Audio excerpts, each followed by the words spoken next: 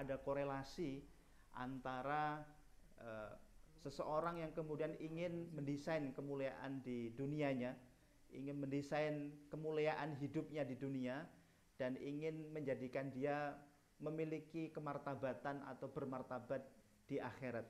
Karena kita tahu bersama, hadirin sekalian, bahwa hidup kita ini di dunia tidak lama. Kalau kata beberapa pengamat bahwa angka harapan hidupnya manusia Indonesia itu 72-73 tahun, maka kita tidak punya waktu yang banyak sebenarnya untuk kemudian meraih kemuliaan di dunia, apalagi membawa bekal kehormatan untuk di akhirat. Nah, oleh karena itu saya menulis buku Merawat Optimisme Merencanakan Kemustahilan ini sebagai salah satu bentuk bahwa ternyata dalam sepanjang penggalan sejarah kehidupan manusia itu ada orang-orang yang kemudian sampai kepada level kesuksesan dan kemuliaannya di dunia itu didesain dengan sangat luar biasa. Saya menyebutnya dengan merawat optimisme. Kenapa kemudian kita harus merawat optimisme? Salah satunya adalah bahwa Allah Subhanahu wa taala, Tuhan kita semuanya, yang kita yakini akan eksistensinya, bahwa memberikan ruang sebesar-besarnya kepada kita semuanya sebagai makhluknya untuk kemudian memiliki harapan dan impian yang besar. Sebagaimana kita tahu bersama bahwa peristiwa-peristiwa besar yang terjadi pada masa lalu, pada masa lampau, juga diawali dari sesuatu yang kemudian sangat mustahil, begitu. Kita tahu bersama misalkan peristiwa bersejarah yang terjadi di sepanjang perjalanan kehidupan manusia, salah satunya misalkan peristiwa Nabi Yusuf alaihissalam. Kita tahu bahwa Nabi Yusuf alaihissalam adalah salah satu nabi, putranya Nabi Yakub, satu dari 12 bersaudara yang waktu itu ada di daerah sekitar Mesir, yang kemudian suatu ketika dia dimasukkan oleh saudaranya itu ke dalam sumur.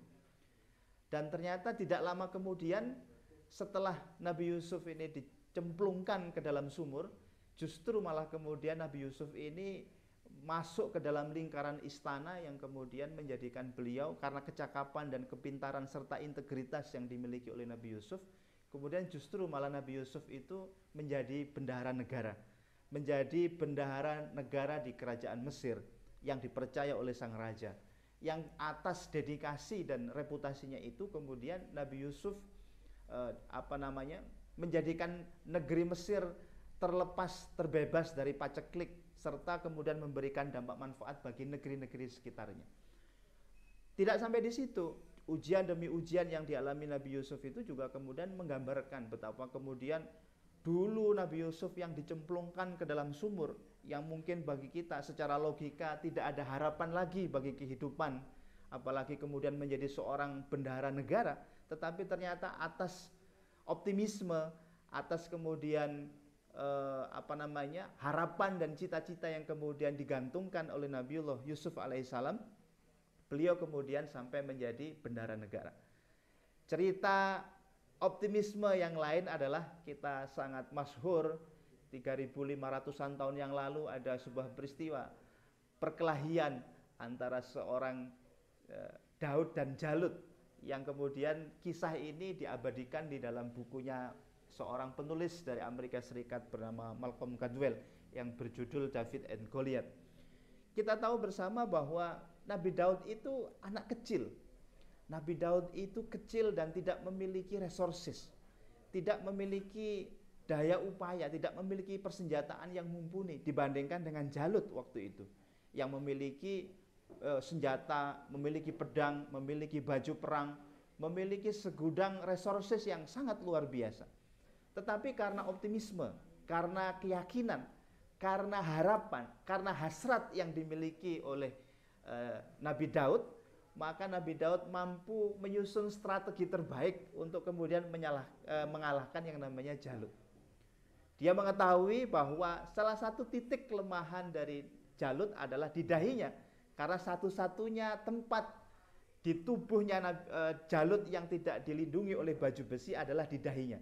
Maka Nabi Daud itu kemudian mengetapel dahinya Jalut, yang kemudian atas izin Allah, kemudian Jalut ini tumbang dan kalah. Hadirin sekalian yang insya Allah dirahmati Allah SWT, saya menyebutnya sebagai merawat optimisme, bahwa orang-orang yang kemudian senantiasa disiplin dalam menjaga pikirannya, disiplin dalam menjaga optimismenya, maka dia akan sampai kepada level kemuliaan. Nah, syaratnya apa? Syaratnya adalah ketika kita merawat optimisme, maka saya sebut sebagai merencanakan kemustahilan. Merencanakan kemustahilan berarti kita membuat serangkaian agenda-agenda, serangkaian strategi-strategi, serangkaian kemudian langkah-langkah yang kita susun, yang mungkin menurut sebagian besar orang ini mustahil, yang mungkin menurut sebagian orang ini tidak masuk akal, yang mungkin menurut sebagian orang ini sesuatu yang mengada-ngada begitu. Tetapi jalan untuk sampai kepada kemuliaan itu ternyata harus direncanakan dengan sangat baik. Merawat optimisme dan merencanakan kemustahilan adalah satu paket yang kemudian saya narasikan di dalam buku saya yang berjudul Merawat Optimisme dan Merencanakan Kemustahilan, bahwa semua orang memiliki hak yang sama untuk sampai kepada kemuliaan hidupnya. Semua orang memiliki memiliki ruang yang sama untuk kemudian sampai kepada level kemuliaannya.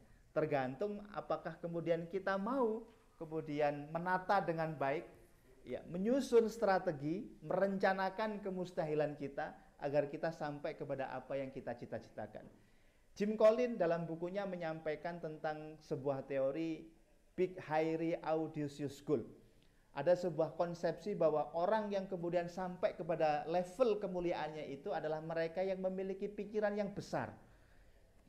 Orang yang memiliki pikiran yang besar. Sebagaimana Nabiullah Muhammad SAW. Kita tahu bersama bahwa Nabiullah Muhammad SAW ketika pertama kali menerima mandat kenabian di Mekah waktu itu, tidak ada satupun orang yang percaya kecuali istrinya, Siti Khadijah, Bunda Khadijah, yang kemudian atas daya dan upaya, atas optimisme, harapan, hasrat yang dimiliki oleh Nabiullah Muhammad SAW, kemudian kaum muslimin itu menjadi 125.000 orang yang beriman ketika Haji Wada. Dan kita tahu bersama bahwa sepanjang perjalanan dakwah yang dilakukan oleh Nabiullah Muhammad SAW selama kurang lebih 23 tahun, sangat luar biasa. Sangat luar biasa memberikan keteladanan kepada kita semuanya. Berbagai macam agenda-agenda yang dilakukan oleh beliau adalah sebuah percontohan, adalah sebuah keteladanan bahwa tujuan yang besar yang disebutkan oleh Jim Collins tadi itu adalah kemudian sesuatu yang mutlak kita miliki sebagai seorang manusia yang menginginkan kemuliaan di hidup di dunia. Big Hairy Audacious Goal, kata Jim Collins, adalah ketika seseorang yang menginginkan kemuliaan di hidup itu ketika dia memiliki tujuan yang besar, yang berani, yang menakutkan, yang mungkin orang tidak menganggapnya ini sebagai sesuatu yang impossible. Yang besar, yang berani, yang menakutkan. Seperti kemudian ketika salah seorang sahabat ketika masa kekhalifahan Umar bin Khattab, adalah salah seorang sahabat bernama Rib'i bin Amir. Dia adalah salah seorang sahabat yang diutus oleh Sa'ad bin Abi Waqqas untuk bertemu dengan juru bicaranya negara Persia, Rustum, Panglima Rustum. Dia bernegosiasi, berangkat si Rib'i bin Amir ini kemudian bertemu dengan Rustum dengan hanya berbekal pisau dapur dan kemudian helmnya itu dari panci dan kendaraannya dari keledai. Dia dengan gagahnya kemudian menemui Rustum dan menyampaikan bahwa aku utusan kaum muslimin untuk bernegosiasi. Rustum kemudian terheran-heran, engkau ini siapa? Kamu ini siapa? Apakah kamu ini adalah panglima Islam? Kemudian Rib'i bin Amir menjawab, bukan, aku ini bukan panglima Islam. Aku adalah prajurit yang paling belakang. Bahkan barisan paling belakang dari prajurit kaum muslimin. Yang kemudian ini membuat Panglima Rustum terheran-heran. Si Rib'i bin Amir ini coba disuap, tidak bisa, diberi sesuatu, diiming-imingi sesuatu, tidak mau. Tetapi kemudian dengan gagahnya Rib'i bin Amir ini menyampaikan bahwa aku adalah utusan Islam yang ingin mengajakmu untuk kemudian beriman kepada Allah Subhanahu wa taala. Yang atas itu kemudian kita tahu bersama bahwa kita pernah berada pada sebuah fase Islam melakukan ekspansi yang sangat luar biasa di berbagai macam belahan dunia. 2/3 belahan dunia pernah kemudian berada pada naungan Islam, dan kita tahu bersama masa kegemilangan itu berada pada saat abad pertengahan Islam, di mana banyak ilmuwan terlahir, banyak kemudian para ahli terlahir, ulama-ulama terlahir pada saat itu, dan kemudian Islam menjadi soko guru bagi peradaban dunia. Hadirin sekalian yang insya Allah dirahmati Allah Subhanahu wa taala, merawat optimisme, merencanakan kemustahilan adalah sebuah narasi bahwa ternyata kalau kita menginginkan kesuksesan, kalau kita menginginkan kemuliaan di hidup di dunia ini, dan kita menginginkan bermartabat di akhirat nanti, berarti kita harus merencanakan kehidupan kita ini, menata step by step kehidupan kita ini dengan sangat baik. Kita merencanakan semua yang akan kita lakukan menjadi sesuatu tujuan yang tadi itu big high audacious goal, yang kemudian berorientasi kepada menjadikan diri kita ini mulia. Mulia artinya kita memiliki keberlimpahan dalam hal materi, kita memiliki keberlimpahan dalam hal ilmu, kita memiliki keberlimpahan dalam hal legacy di tengah-tengah masyarakat, kita memiliki keberlimpahan dalam hal kebermanfaatan di tengah-tengah masyarakat. Dan atas keberlimpahan itu kemudian kita akan kemudian dengan sangat mudah memiliki bekal untuk menggapai kehormatan di akhirat. Merawat optimisme dan merencanakan kemustahilan adalah salah satu perkara yang kemudian menjadi hak bagi semua orang, yang kemudian saya tuliskan dari bab per bab yang kemudian di buku saya ini.